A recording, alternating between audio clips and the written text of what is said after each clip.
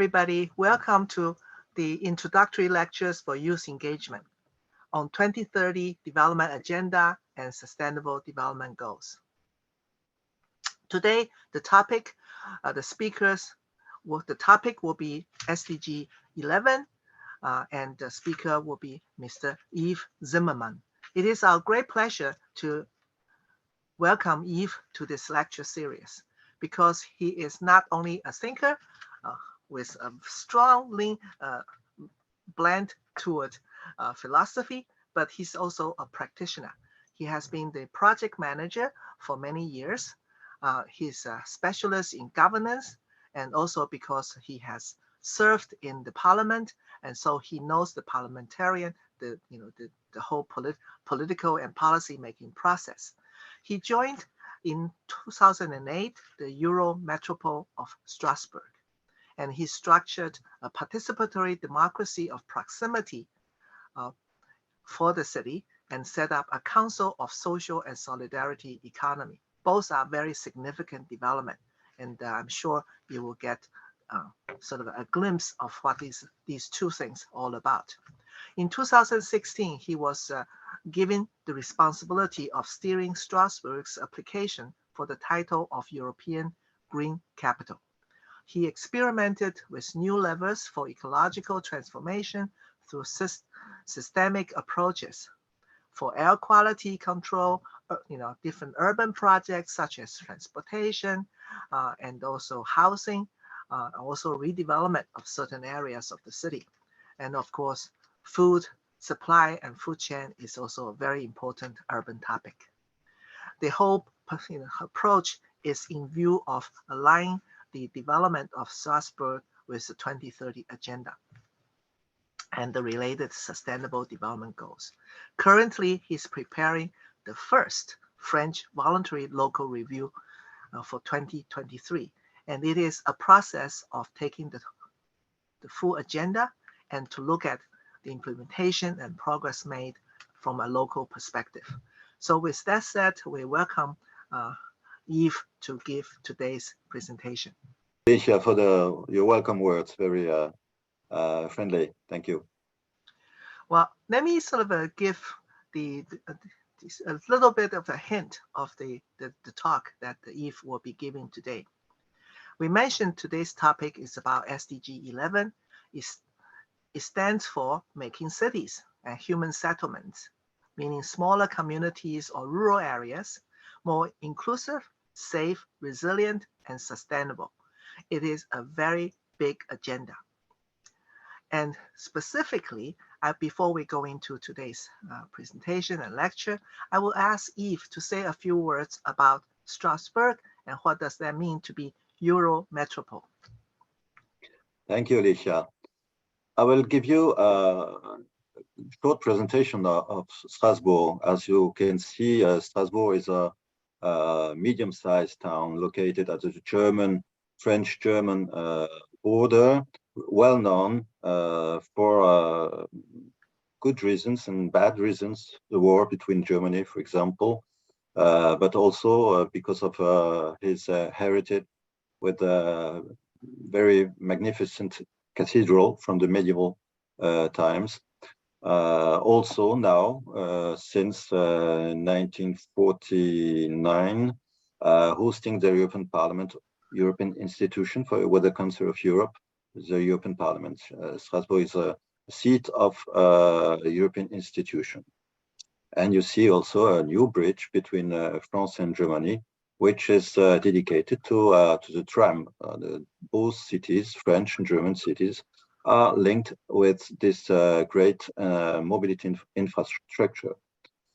This is what we are doing, working better and better with our neighbors to be a labor testing ground territory for European integration. Yeah, it is great to hear about this sort of a cross-border collaboration and co-development, and I think we need to see this more and more because the borders cannot block the air pollution, the smog, the and the mobility of people. So it is very natural that at the sort of at the field level or on the ground level that collaboration across borders are happening, and we anticipate to learn more from Strasbourg of your experience. And Yes. today, let me sort of raise my first question. Could you just tell us why SDG 11 is important for our future development? Yes, SDG 11. Just I have to say first that we have to remember that SDGs are the result of the meeting of two global policies processes, one environmental with the Earth Summit and the other social issues based on the Millennium Development Goals, which are essentially dedicated or aimed for developing countries of the South. Secondly, SDGs are the result of a fragile diplomatic balance. Several sensitive issues like governance or peace, security issues, climate, or inequalities have been the subject of long debates, diplomatic debates. Some of the SDGs are the result, thus, from specific initiatives. And this is the case of the SDG 11 for sustainable cities, which is the result of a large campaign driven by UCLG to promote a specific goal dedicated to cities. So this should have been the picture to explain the both dynamics for to build this set of 17 goals, sustainable development goals. And this SDG number 11 is about making cities and human settlement inclusive, safe, resilient, and sustainable. This means that today more than the half of the world's population live in cities.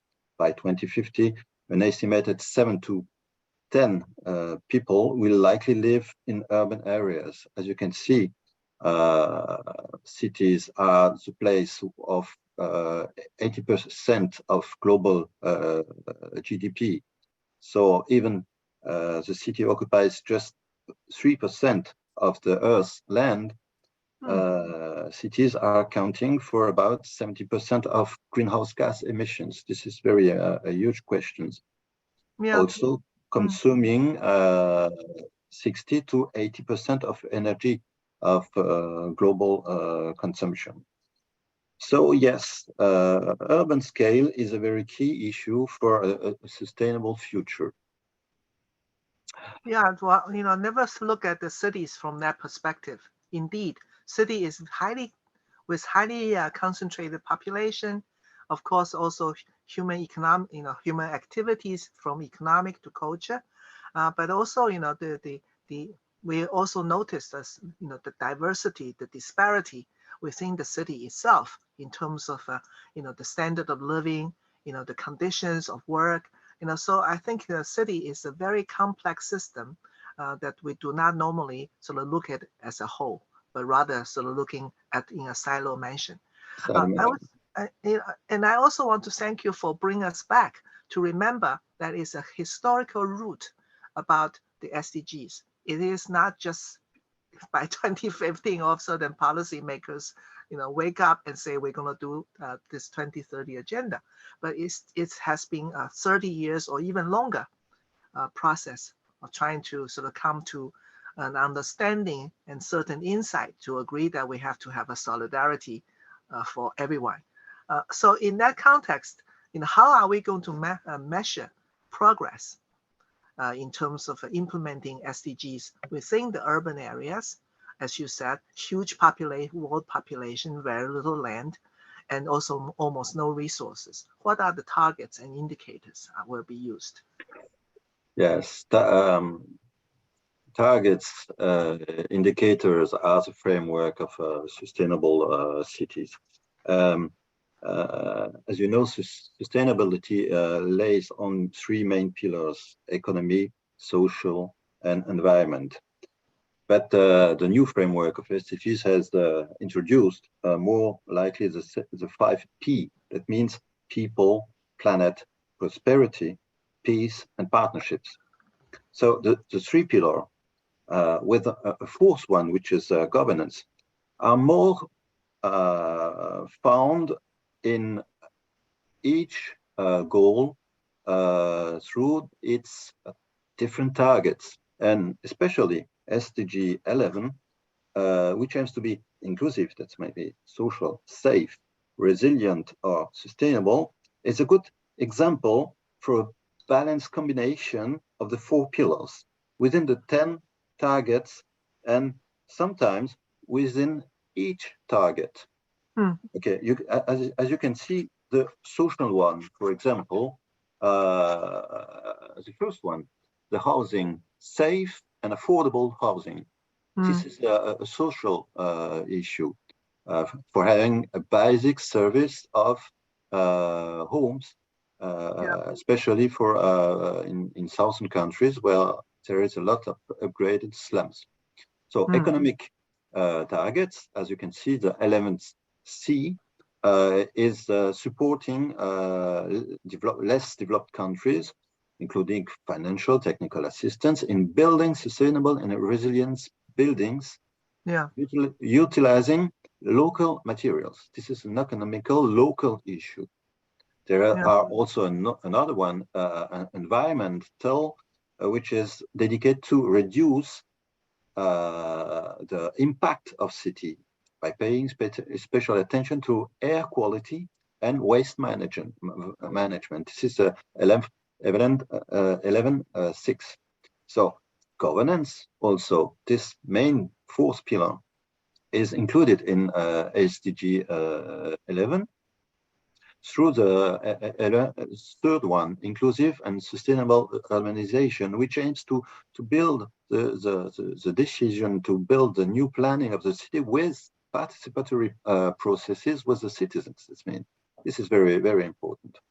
So most of them include different aspects in the way they are written. For example, when you look at the goal 11, the target 11.2, it says by 2030, provide access to safe, affordable, accessible, sustainable transport system. This is an infrastructure system with special attention to the needs of those in vulnerable situations, women, children, person with disabilities, and older person. This is a social issue.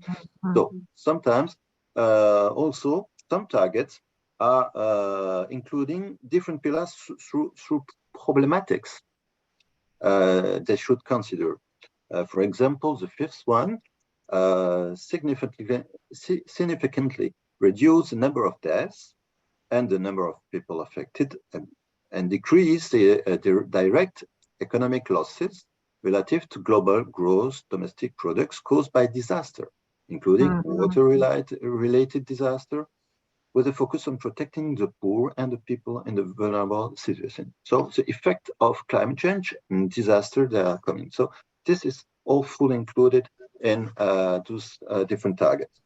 So we have to notice also that the UN have defined this target was as aspirational and global, and each government is setting its own national targets guided by the global level of ambition, but mostly taking into account the national circumstances. And also at local level, we must take into account our own circumstances. That's why we have created a new target on the elements, not on transport system, but on active mobility to foster more cycling use, walking. This is also infrastructure. This is a healthy infrastructure we have to develop. Well, thank you for explaining how does the larger objectives of the 5 Ps of the 2030 agenda being translated into urban context, and also help us to see how does the social, economic, environment, and governance connected to each other in realizing SDG 11. Right? Yes. And indeed, it requires, not only sort of the policymakers in the cities, but also the residents to come together to discuss, some of these issues. Because when you are talking about safe uh, housing and affordable housing, I just thought of the current, some of the earthquake and also the flooding in different countries. Some of the countries suffer from the flooding from last year and yet to be recovered in terms of moving into more permanent housing. So Mhm. I think the challenge for the city planners and policymakers are great, because we are uh, already sort of clearly we can see the disasters are getting more and also more severe. Uh, Yeah.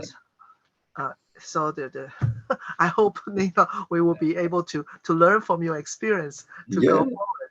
Yeah, we are still learning. When you are refurbishing a part of the city, the SDGs are very helpful, because you have such a checklist of Mm, what you have to do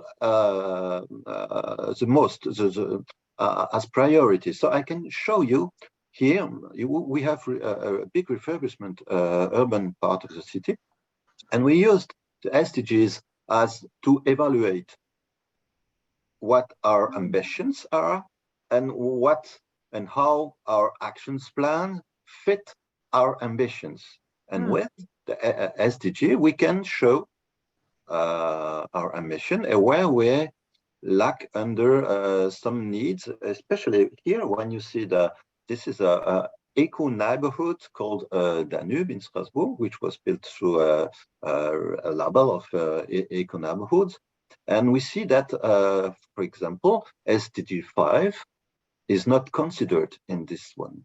SDG mm. 6, which is Gender equity. gender equity here, yes, was missed. So, but after this evaluation, they choose to dedicate a new school for a French feminist and activist, Mm, Solange Fernex. So, but even SDG 6 on water wasn't really taken into account, even though, as you can see, it's nearby a formal basin of port facilities. The water is there. So, but after this, they decide to try to disconnect rainfalls. I was just reflecting on your chart, and of course, you mentioned very strongly or clearly the governance dimension, and I look at SDG 17, right? That is about partnership, and the 16 is about, in many ways, is specifically about governance.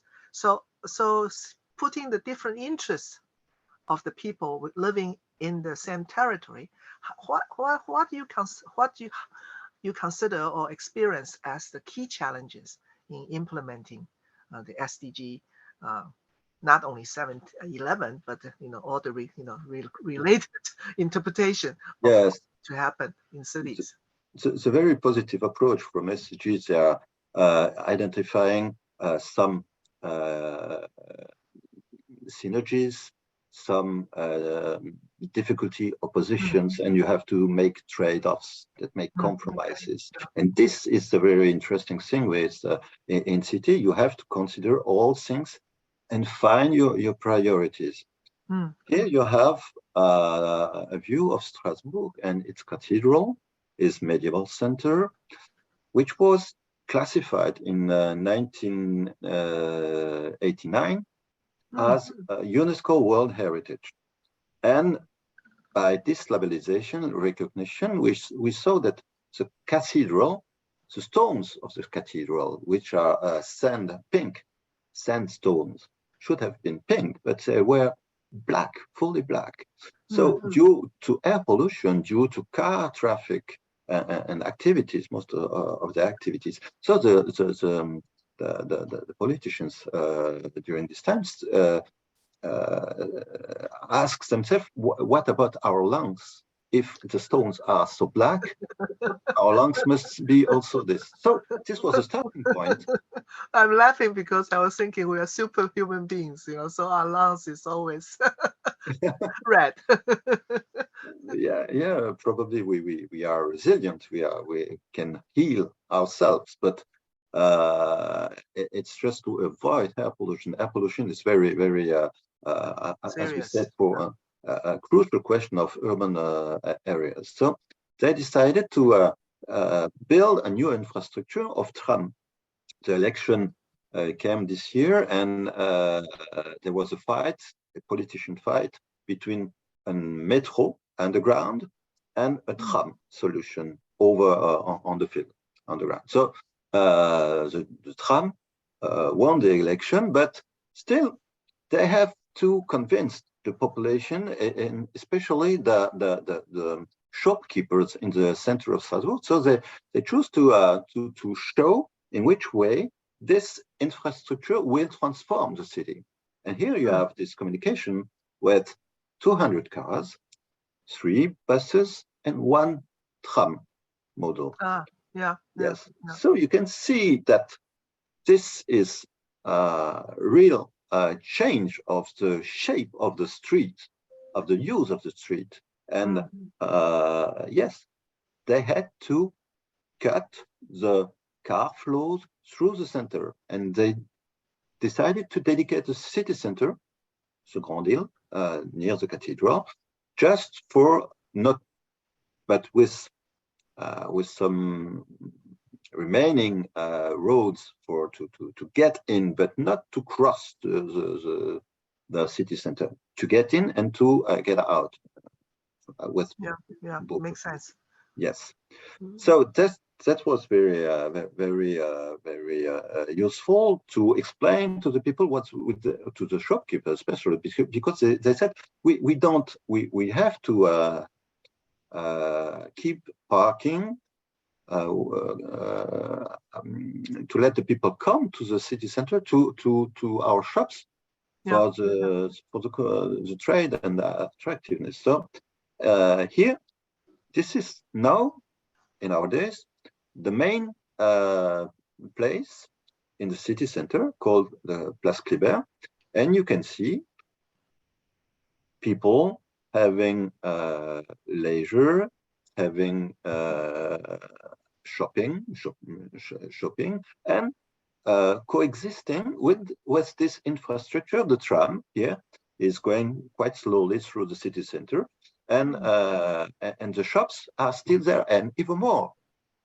Today, our city center is the biggest commercial zone in whole France, out of Paris. Paris is a special one, but a city center is very attractive, is very diverse, is very really great place to come for pleasure, dynamic in the life. only for shopping. Yes.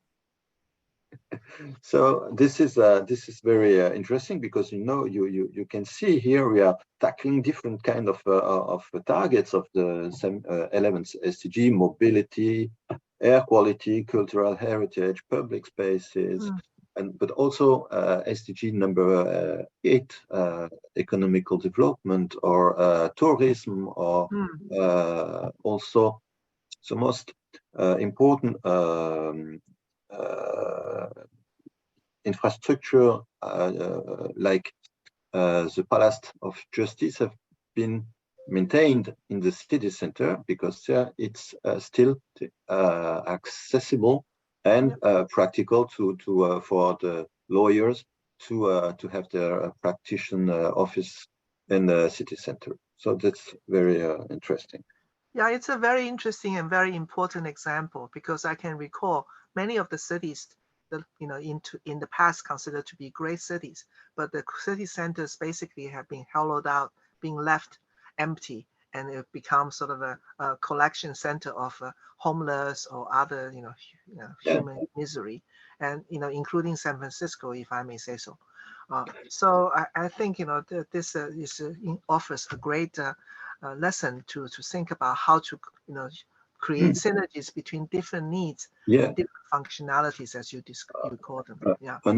Another consequences can be also you can green your city when you have space enough. This was a former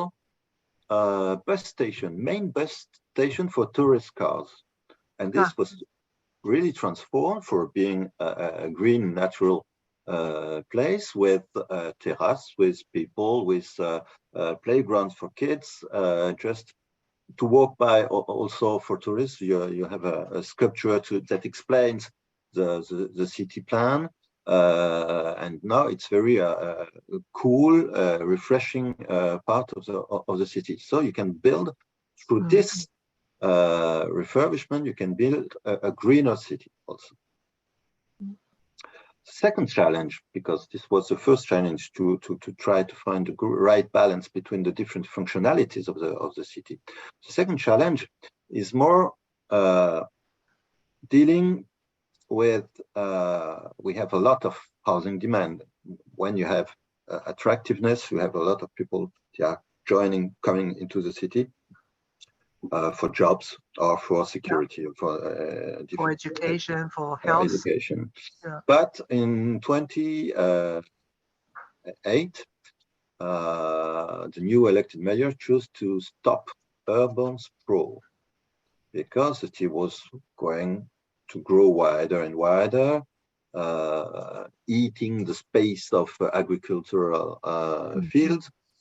And that had to stop, and it chose to build the city on the city, a more compact city that needs to be probably a little bit more higher, but also build. And here we had, as you can see, the map under this large part of the city was former port facilities with lots of big buildings that were refurbished. That is 250 hectares of port facilities transformed into a more really urban part, more with housing.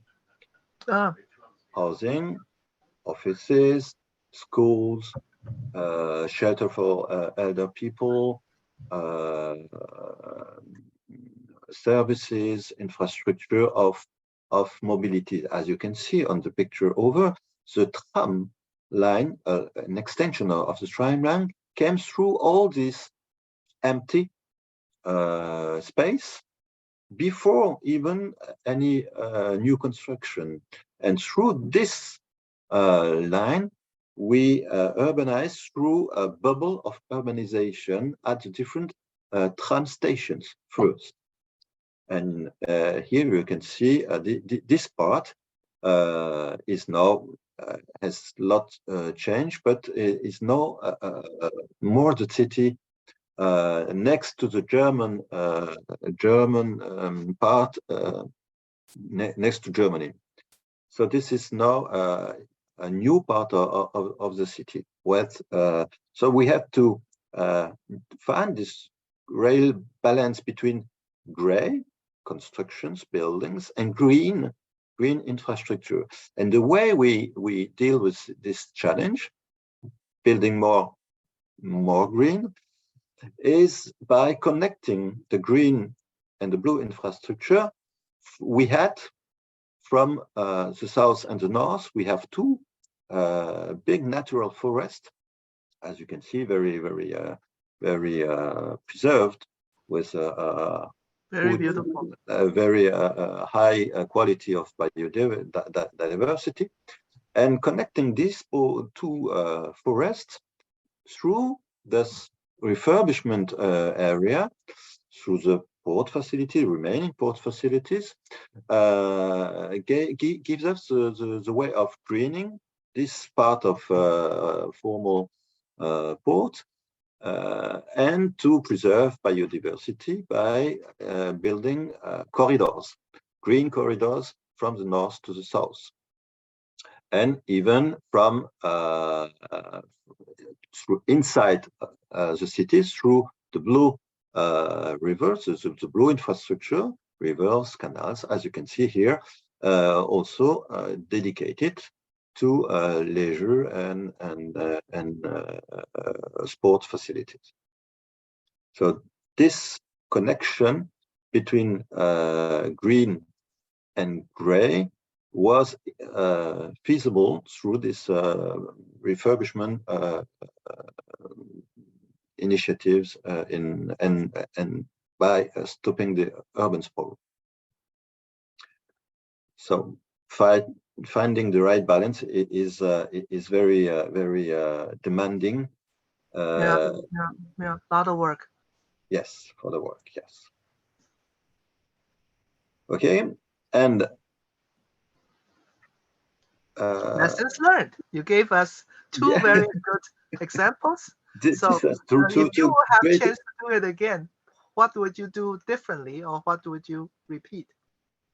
We are still working on the best way of building the city, and the last initiative we took is trying to build a city with this great balance between gray and green, and this is what we call urban natural urban parks. We have the first one, as you can see, with a wheel of SDG Montagne Verte in the west part of the city, and a second one at the Roberto, which is a more recent project. Natural urban parks are a way of finding the right balance with the participation of citizens. The citizens are fully empowered to decide what part of the city they want to evolve, what part of the city they want to keep greener or to transform. And the natural urban pact is in their hands. The city is only dedicating a part of its budget, certain kind of expertise. Experts are helping the citizens to decide to operate some project. Here you can see we have in the natural urban pact refurbishment of a school extension, and the whole surroundings were also operated with shared gardens, forested hills, for example, and a green theater for permaculture gardens, family gardens. So this was decided by the citizens, and the citizens also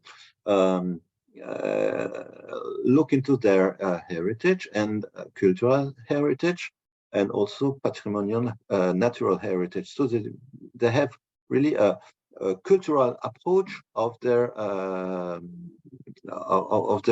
neighborhood. And yes, they have an action plan dedicated from 2019 to 2023 for this year, fully structured through the SDG framework. So, and after this, the new elected team has decided to build on this experience and to rethink the green belt. We had an historical green belt around the city, and the green belt was a little bit sometimes forgotten by other municipalities, that they have authorized some buildings, some more buildings. For example, the European part of for the European institution have been built on the green belt. So it was not, so now it's more strength. And our new green belt has been extended, and the SDG approach, on systemic approach, has brought to have this green belt as a adaptation belt, for a bioclimatical belt, for adaptation for climate change. And through this having food activities, farmers, family gardens, yes, also leisure built activities for sports, for cycling, for resting, promenade also, and patrimonial heritage belt and educational belt. So this systemic approach has the impact of maintaining a really a growing, efficient green belt for adaptation of the city. So this systemic approach is very important now to build a new approach, which is at human scale. A city should be not infrastructure economical activities that should respond, answer the needs of the people. And this is what we are doing through this approach with the green belt. Yes, this. So if I interrupt briefly here, yeah. Yves, it's great, to see that the different this systemic approach to green belt is being adopted, and without asking for proof, I think it definitely impacted the quality of life for people living in this area. However, I just wonder, since it does, I was trying to look at this, how much land I remember seeing before. I was just wonder, in terms of employment, sort of transforming urban area that offers, commercial services and other things, livelihood, into more green, more environmental friendly, leisure friendly. How does that, show up in terms of employment? Does that continue to contribute to the economic side of the city? Yeah. Yes, for sure. Because economy should be transformed also, and to be more. That is a key lessons learned from the COVID period. After this, politicians came out with a food strategy. We need to be more self-sufficient for food because we have not space enough to feed all our people. That is true, but we cannot be too much dependent on infrastructure for supplying the stores for to bring the necessary food. We should also be more resilient by changing the way we eat, to eat safer, better eating. That means to produce biological products. That means it's a crucial need because we have a high rate of obesity. For example, we have 19% of young people at the age of 11 being overweight. Yes. Yes, so that's a problem. Yeah. So after the COVID period, we started to build a new strategy on food with the Milan Urban Policy Pact, and this is through SDG indicators also, and trying to foster more local production and local distribution. So this green belt is helping to set some new young farmers to be able to have their own fields, culture, yes, and promoting also family gardens. That we have 4,848 family gardens. It's a huge part of the city, and we want to give more room for families to have their own garden, family garden, or shared gardens, or collective gardens. Different are few, but just help people feed themselves in this approach. So this is also directly connected to the food strategy. Wow, And this is hoping fascinating. that's to promote farmers, but also to promote a cooperative to distribute this food supply, or cooperative to transform vegetables, for example, by doing some boxes, or there's a lot of activities that can be imagined for food. People will have especially in Strasbourg, we have a great gastronomy history. You know, of course, the SDGs, we're trying to facilitate the arrival of a more sustainable future, and it's very much, you know, connected to the future generations and the young people. So, wonder, you know, what do you suggest for young people to do so that they can also participate and contribute to the achievement of the SDG goals in, you know, in the cities or in the settlements or communities they live on? They Yeah, live in. Sorry. that's a really, really good question, because cities were formed especially for jobs. Cities are the gathering of economical activities and people who want to have a job, safer job than what they have in the countryside as farmers, sometimes with bad years, with lack of water, or life was really difficult for people to live in rural areas. So when manufacturers offers new jobs with regular repayment, the city grow. The city has grown. So yes, this is very important when you think for youth. The first thing, the first message I will give to young people, their responsibility is for us to choose a job that makes sense, not being a trader or banker or something, a sailor for bad stuff. I don't know, but they must, for the future, to be sustainable, we must have a shift of ideology. We must rethink the essential, the priorities we are working for.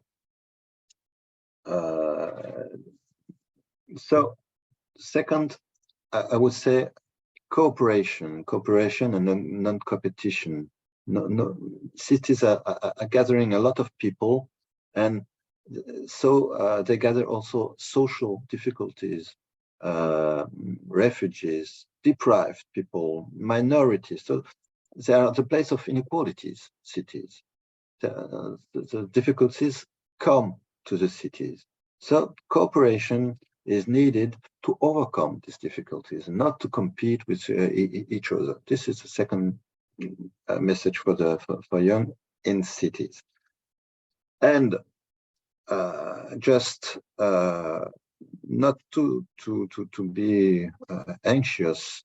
Every single choice you make can be an action. It's not you don't have to expect the big change, big day and big revolution. You have just to be, like Mahatma Gandhi said, you must be the change you want to see. So every choice is a possibility to make change. And do not harm. This is the main, or don't leave no one behind. Is the motto of the SDGs. So you must be careful not to harm neither the society nor the nature. We have to be more and more accountable for what we are doing. So do not harm. And last one, I would say, slow down.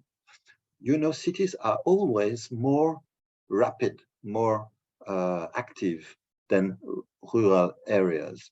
So it's a place of overflow, of abundance, of infinite possibilities of consuming existence or money. This is to be considered in order to identify what is essential and what is not. in our life. The coming is the COVID pandemic also showed and enlightened this in perspective and showed that our relation to time has to be reconsidered. That's what you make when you choose to travel by train and not by air flight. It's you allow yourself time to live and to travel. So it's a way for slowing down. Here you have the picture. This is a natural urban pact. It's not nature, it's not the countryside, it's inside the city. So you can slow down your lives inside of a city. Much, Eve. This is very thought-provoking. I was just thinking that to implement SDGs requires a change of mentality, a change of way of looking at life, and differentiate what's important and what is just superficial. And thank you very much for reminding us, using Strasbourg as example and sharing your personal experience, and also guide, the young people, not about specific activities they need to do, but to remind all of us that every choice is an action in itself. And so let's try to be the change we want to see. So with that note, I want to thank you for joining us and appreciate your contribution very much.